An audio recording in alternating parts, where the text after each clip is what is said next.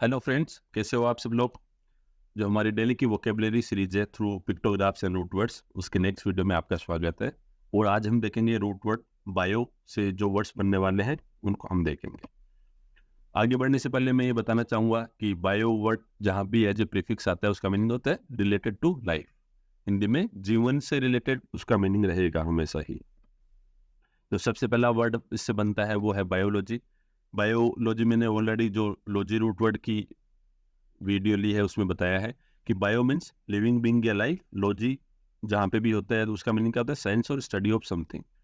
तो बायोलॉजी क्या होता है, the study of living beings. जो जिंदा ऑर्गेनिजम्स हैं उनकी स्टडी को हम बायोलॉजी बोलते हैं। हिंदी में इसको क्या बोलेंगे, जीव विज्ञान। आप इस पिक्टोग्राफ से इसको याद कर सकते हैं। नेक्स्ट वर्ड है बायोग्राफी। ये भी ऑलरेडी मैंने ग्राफी रूट वर्ड में कवर करवा रखा है। बायो का मीनिंग क्या होता है, लाइफ, और graphy means a type of art और साइंस।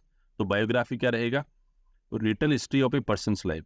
कोई भी व्यक्ति है उसकी हिस्ट्री, उसकी लाइफ में जो मेजर मेजर इवेंट्स हुए या उसने कैसे डिसीजंस लिए, कैसे काम, क्या क्या काम किया, तो उन सब का रिटन अकाउंट होता है, रिटन हिस्ट्री होती है, उसको हम बायोग्राफी बोलते हैं। हिंदी में इसको क्या बोलेंगे, जीवनी। अब जैसे आप फॉर एग्जाम्पल इससे एसोसिएट कीजिए कि अल्बर्ट आइंस्टाइन ए बायोग्राफी, कि अल्बर्ट आइंस्टाइन की बायोग्राफी है, लेकिन ये लिखी किसने, किसी और बंदे ने, एलिस और किसी और बंदे ने लिखी है। तो फ्रेंड्स मैं यहाँ पे एक चीज़ और बताना चाहूँगा कि ऑटोबायोग्राफी वो होती है जो व्यक्ति खुद अपनी लाइफ के बारे में लिखता है, और बायोग्राफी क्या होती है जब किसी व्यक्ति की लाइफ के बारे में कोई दूसरा व्यक्ति लिखे। नेक्स्ट वर्ड जो बायो रूट वर्ड से बन सकता है वो है बायोडिग्रेडेबल। ये हमें कॉमनली पता ही है, आजकल सस्टेनेबल डेवलपमेंट और उन सबके चलते बायोडिग्रेडेबल पे कितना फोकस है। तो रूट वर्ड्स में कैसे डिवाइड करेंगे, bio means life, degrade means decompose करना। तो बायोडिग्रेडेबल का मीनिंग रहेगा substances or materials that can be broken down naturally by bacteria or other living organisms into simpler substances, usually without causing a harm to the environment. ये ऐसे substance और ऐसे material जो natural process से, जो nature के अंदर जो बैक्टीरिया या अदर लिविंग ऑर्गेनिजम्स रहते हैं उनके द्वारा सिंपल सब्सटेंसेज में तोड़े जा सकते हैं और उससे पर्यावरण को कोई नुकसान नहीं पहुंचता है। ऐसी चीज़ों को हम बोलते हैं बायोडिग्रेडेबल। जैसे हम देखते हैं कि अक्सर जैसे वेजिटेबल्स होते हैं या फ्रूट के रिमेन्स होते हैं तो उनको हम इन्वायरमेंट में छोड़ देंगे तो 5, 10, 15 दिन, महीने भर बाद में वो अपने आप डिग्रेड होके उसके जो मिनरल्स बन के वापस ज़मीन में मिल जाएंगे, तो उनसे पर्यावरण को कोई नुकसान नहीं होता। तो ऐसी चीज़ों को हम बोलते हैं बायोडिग्रेडेबल। हिंदी में इसको क्या बोलेंगे, जैव निम्न। Next word biome. बायोम कैसे बना है, बायो मीन्स लाइफ, ओम रूट वर्ड का मीनिंग है मास। तो बायोम का क्या मीनिंग होगा, the characteristic plants and animals that exist in a particular type of environment, for example in a forest or desert.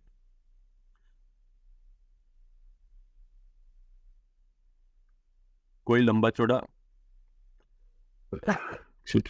कोई लंबा चौड़ा एरिया जिसमें एक ही टाइप की प्लांट्स और एनिमल्स रहते हैं और एक पर्टिकुलर टाइप का इन्वायरमेंट होता है, तो उसको हम बायोम बोलते हैं। जैसे कि एक फॉरेस्ट हो गया, डेजर्ट हो गया, तो उसको हम बायोम बोलते हैं।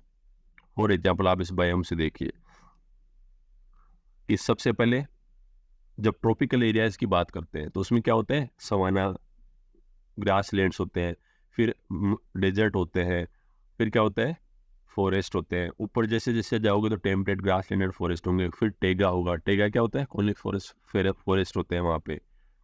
और सबसे ऊपर क्या होगा, टुंड्रा, जो बर्फ से जमी हुई पूरा एरिया रहेगा, तो उसको हम बोलते हैं टुंड्रा। तो ये जो इसके अंदर जो डेजर्ट है तो ये क्या है, अपने आप में एक टाइप का बायोम है। टेगा और टुंड्रा है वो अपने आप का एक बायोम है।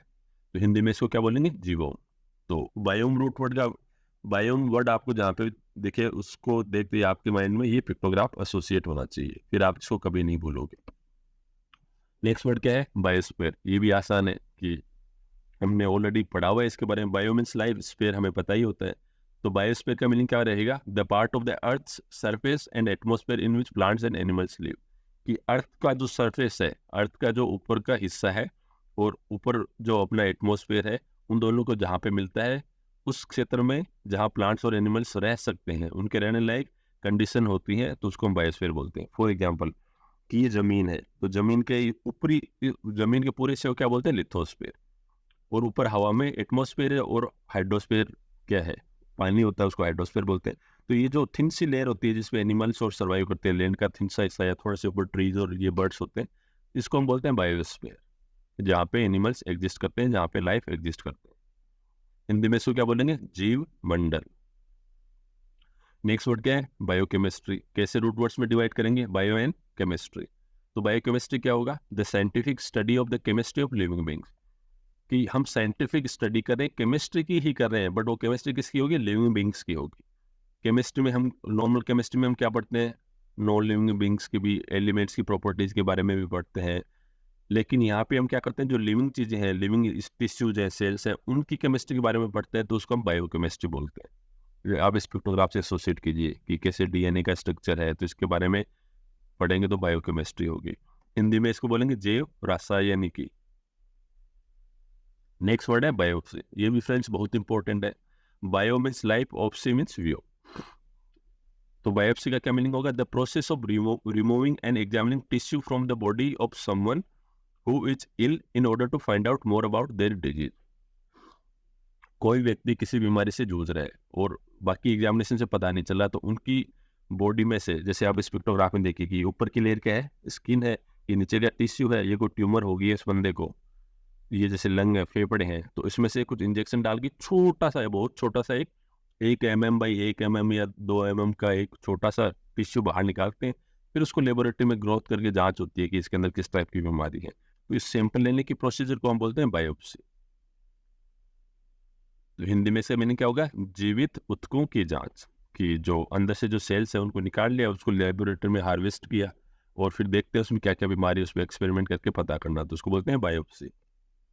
नेक्स्ट वर्ड क्या है? बायोल्यूमिनेसेंस। अब ये फ्रेंड्स आपके साइंस के पॉइंट ऑफ व्यू से भी इंपॉर्टेंट हो जाता है कि बहुत सारे क्वेश्चन आता है कि 3 या 4 स्पीसीज के नेम दिए रहते हैं, बताते हैं कि इनमें से कौन कौन सी स्पीसीज बायोल्यूमिनेसेंस को दिखाती हैं, या उन किन किन स्पीसीज में बायोल्यूमिनेसेंस होता है। तो बायो रूट वर्ड्स में कैसे डिवाइड करेंगे? Bio means light, luminescence means light. तो बायोल्यूमिनेसेंस मीन्स ऐसी लाइट जो लाइफ के अंदर से आती है, लाइफ के कारण आती है। तो the production and emission of light by a living organism. एक कोई जीवित ऑर्गेनिज्म होता है, जंतु होता है, वो खुद अपने अंदर से लाइट को इमिट करता है, उसको बायोल्यूमिनेसेंस बोलते हैं। जैसे कि आप ये देख सकते हो कि समुद्री जानवर है, तो ये रात को इनके अंदर से लाइट एमिट होती है, बुझती है, एमिट होती है। हिंदी में इसको क्या बोलेंगे? जीव संदीप्ति। Next word bio hazard. बहुत सिंपल है। कैसे रूट वर्ड्स में डिवाइड करेंगे? Bio means life, hazard means hazard है। तो मीनिंग क्या होगा? A risk to human health और to the environment from a biological source. कि ह्यूमन हेल्थ या फिर इन्वायरमेंट को खतरा है, किससे? कोई ऐसी चीज या ऐसा कोई वायरस जो बायोलॉजिकल सोर्स से, जो जीवित वस्तुओं से निकला है, तो उसको हम बोलेंगे बायो हजार्ड। तो इसका बेस्ट एग्जांपल क्या है? कोरोना वायरस, कोविड-19। ये किससे उत्पत्ति वो हुआ था? लिविंग सोर्सेज से, बैट से निकला हुआ है, तो इसको हम क्या बोलेंगे? Bio hazard. नेक्स्ट वर्ड क्या है?